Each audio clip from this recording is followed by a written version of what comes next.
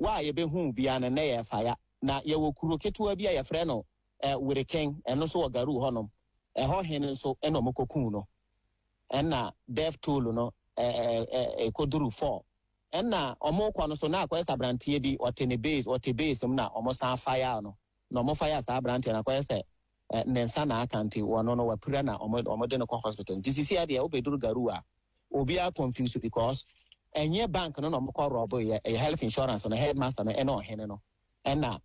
enipa no mapura no mo ye nipa 6 ena apura a omo de omo ba garu Presby hospital na enso ohene no na eka ho 6 no so ohene no so wawu nti akwese omo mapura no so far no 5 ena ewo garu Presby na enso death toll na sisi ane ye 4 na ade a aye ne se omo wie ya omo kɔ na ene ye wa ye be hu bia na ye fayaw wa ye be hu no ne ye fayaw nti akwese sisi ano incident no amanfo na adwane no omo hwehwehwehwe se ebia na injuries bi dada bia anase ebia o mabo bi wo ba bia omo hu yenti akwese omo hwehwe se ebia na asemfoforo esan wo honom ti ene wo bagaru a tension no wo ho yie pa ama school kwada ejina ho hu se ya bo mo headmaster 2 in front of them ene omo dwane ebisu omo tetehwe ene school fo ne bi prepranti akwaya asefen pa e wo garu hanti obi aye confused ohene men na adaw ani enyan aweho na my reporter yetie kra we are even more than confused ekwala na nim na obi abo mo headmaster 2 a odamoja mewu ai ana brane ka say enkura ni dwane no mu so helpless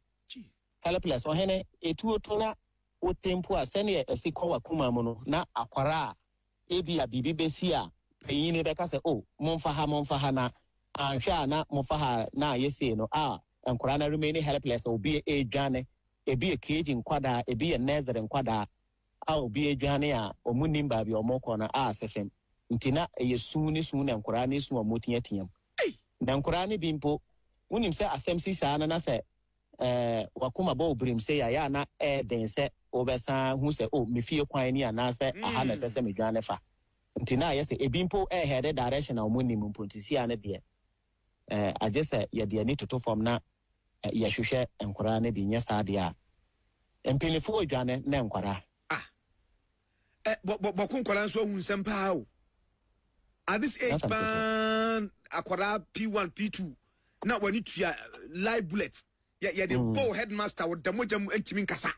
enkora ne hu niema mo kira enkora ne niema o azuri mu yane bibi yo ohene we de enkoda ya ye ko masemi enkoda we ye enkoda bia omo adwene ye blank hwi ni omo adwene so de ebe print akọ adwene so bia na aka ho enkoda ne hwe ne ye koso azuri enkoda ne hwe o omo ye future leaders onkora we na ebe nyini bako enkoda ye o omo hwe o ohene ebe se last week no Upper East Regional Police Command eyi krata se omahu se garu police ni na obi bono na kwese so ba yo sa nipa ne ye okada rider ena omo de krata ba se omo hwehwe sa nipa ne nche no na ye ka kira police fo no se garu ho no mo no akoye se police fo no de ehia wo mo an se garu market day na omo ko gina kwan so wo de won cho se kwa omo se fa 1 cedi bra wo de wakoko okodwoma fa 1 cedi bra nanso criminal activities ekoso no de omo hwe entakele sa issues no nanso akwaya ade a ayese police for no montie nya sa ade a police ni aba garu dwom ayi ankrofo aba garu dwom abobo amanfo to eku omo atimi aso cedi ama omo antimi anche so omo ama omo san duru kwan so anya sa guard na sa ebo amanfo etuo ansana na ukoduru garu hono ma yewo kwan bi a ye frɛ no kuguri road no fa sa kwan na Lincoln North East region nti hwa enkrofo no modi sa anyamra nsɛm no sa kwan no na mo fae nti na yes omo kɔ no nyina no ye hia odi ane na oje odi nti sisi idea akwaya ade a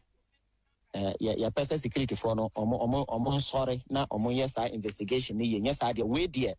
aburo ya adwene ne yante ase so because yenhu se obi beba be di sa anyamra nsɛm na anase kroni beba be di sa anyamra nsɛm na abra ebi enya kromfo beba na obekuni nuanom indiscriminately abra won fa hwe ye suspect foul play e was asem we mu nenso ye ntimi nka na bebre ye be jama security for no ma your investigation yes ade a wo hene asem we die obi ka so mo call bank a sa nipa na boa obi ka se eye robbery attacker ene ebia armed robbers no omo de nyama foforo bi na aba omo rob man for nenso me hu se armed robber be bo obi kuno abra one fat phone and answer one fast sika woku obi obehia ne bia na okuno to wait just some investigation na suspect was something win Azuri incident we in connection with Bokun Tokwasem nana yentimi concluded ne sa nanso ye be jama security for no because ya kase be bra on be kase ye nimti ya yenye ye niema nti once Ghana mrama ho kwan se omo na sansem we si a omo na se so omo ye omo investigation ye be jama omo nanso asema America na say foul play wom ohene foul play wom the way an incident na see no foul play wom foul play ni emma garu embe kukuma manfo abra wan fa hwe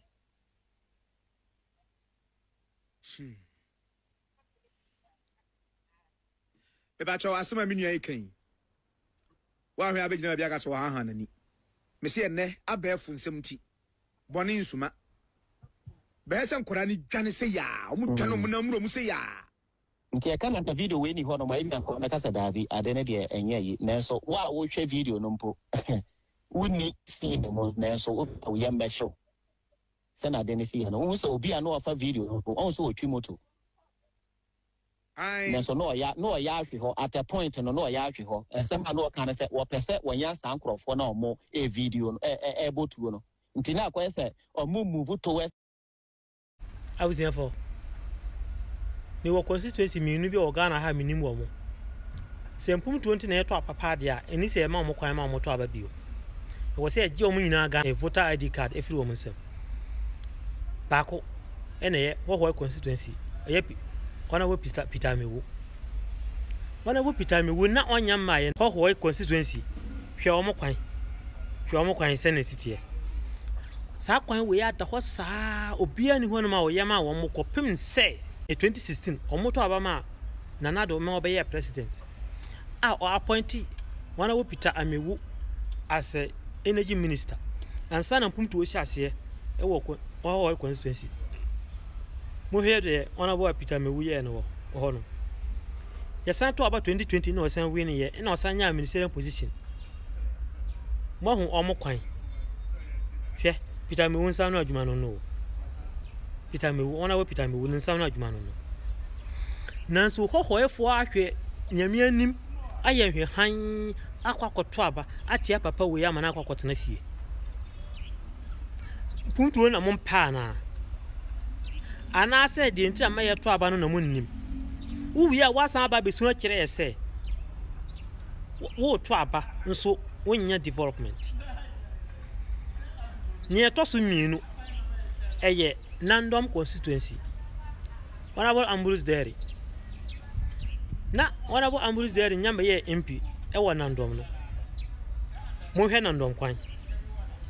efiri Nandom to Hamile kwan eno no me say nkofo we bresa eto aba na omo ne Laura ene bom ena Laura omo ti omo ho na omo ti we no enne Ambrose Dairy nti ama Nandom asan aba betumpon aja Laura baland Laura ene ye constituency a district assembly capital by enne because of Ambrose Dairy modern wa born wo Nandom ntino enne Nandom constituency no watumpon achen Laura mo hwe kwan a oye gu ho no Ambrose Dairy nsan no adwuma no bohos out tuma constituency no yakaka se 159 boreholes na otuma omo enkurase baako 50 something ena 59 ena omo light na ema oto nikanika de ma omo as a group na oto nikanika ma omo de yam omo no ma no emu ni ho youth awa fa omo adwuma ya omo ankaseka ama omo assemblymen for beye 90% epia bonte be ka say adwuma Ambrose Dere ye no ebin sida e wa Nandon constituency no Nandon youth omo won kran e ba bonte e be ye press conference e bo Ambrose Dere abaso because ni dwuma o ye enti 8 years pe o eno die so Lora constituency no omo ti no 2012 e be si enne how many years so obi di 8 years ateni Lora Nandon constituency no amana ba be ye developed area so oma ye hwan ato abatia no nti akina se sa ni pe we ba be kire me se onya mpumtu a menka de na nkire no se wa ho nti aba no woto a moto apempumtuo nti nipa no woto aba ma no na se oba na onya adwuma mompam no na se oba na oye adwuma momma wontana ho aden Nandon fo de na mope mompe we na mope de Nandon hamle ene hohoefo ma di mu ya papa se sa nipa we mienu we ya mato abatia no pa nti munsu ya tachimen south of 4 tachimen south of 4 so ona bo aje masa kwasa mu eye 2020 no omo ti yanja mu omo ti mi to aba no ma president Mahama na omo to ama aje masa kwasa 2 years ni nyina isia na siye omo ti mi to aba no ma NDC na omo to ama aje masa kwasa because omo nim say mpuntu nta omo to aba ono so na ma omo mpuntu nti aba no mo sesa mo nsa no why this time yen to aba sa biom yen to aba no say ye pempumtuo e pasa nipa na wo to aba na ma no o fa serious but say wo hu say enye mpuntuo nti na wo to aba na mom e petty things and I say emotions any feelings bi na wo dey to aba on fa serious why mesramo